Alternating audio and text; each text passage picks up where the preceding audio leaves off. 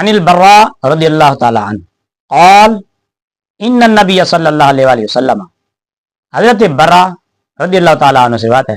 کہ حضور نبی کریم رؤوف رحیم صلی اللہ علیہ وآلہ وسلم نے اب سارا حسن و حسین، کہ آپ نے حسن و حسین کو دیکھا، جب ان کو دیکھا فقال، تو آپ نے کہا اللہم انی احبہما، اے اللہ میں ان دونوں سے محبت کرتا ہوں،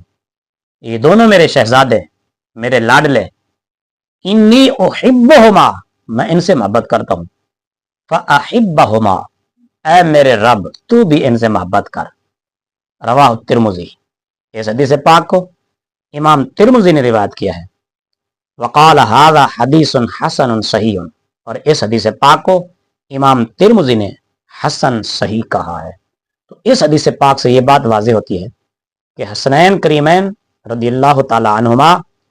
نبی کریم صلی اللہ علیہ وسلم کے بھی محبوب ہیں،